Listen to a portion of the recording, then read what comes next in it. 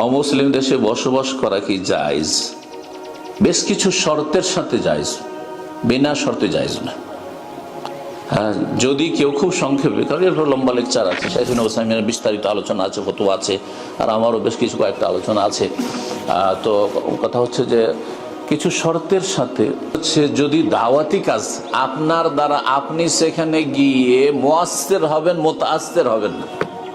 আরবি দুটো শব্দ। মুয়াসসির মানে অন্যের ওপর প্রভাব ফেলতে পারবেন, অন্যকে ভালো মানুষ বানাইতে পারবেন, আপনি অন্যের দ্বারা প্রভাবিত হয়ে খারাপ হবেন না, এই শর্ত যদি থাকে।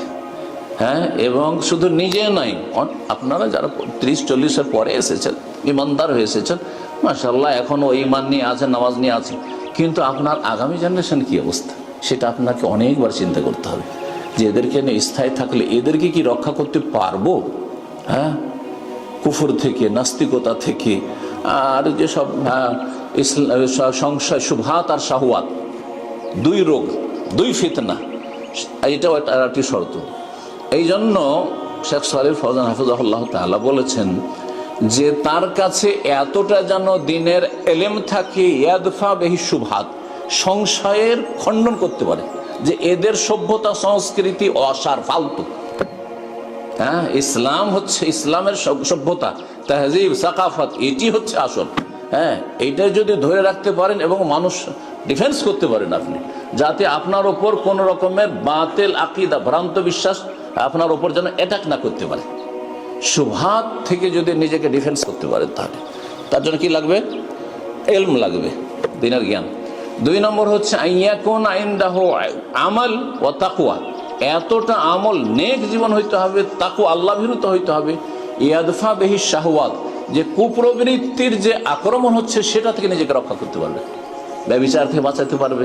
হ্যাঁ, আর তারপরে নারী ফিতনা থেকে বাঁচাতে পারবে, আর এই নোংরামি থেকে বাঁচাতে পারবে। হ্যাঁ, মদ থেকে, মাদক দ্রব্য থেকে বাঁচাতে পারবে, হারাম খাওয়া থেকে, হারাম রোজগার থেকে বাঁচাতে পারবে।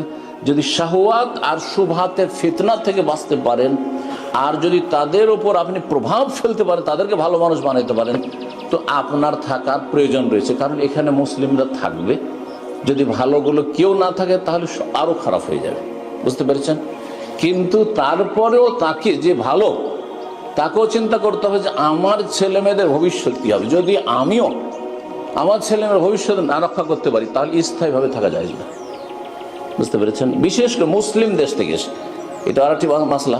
একটা হচ্ছে মুসলিম দেশ থেকে এসে থাকার, একটা অমুসলিম দেশ থেকে এসে।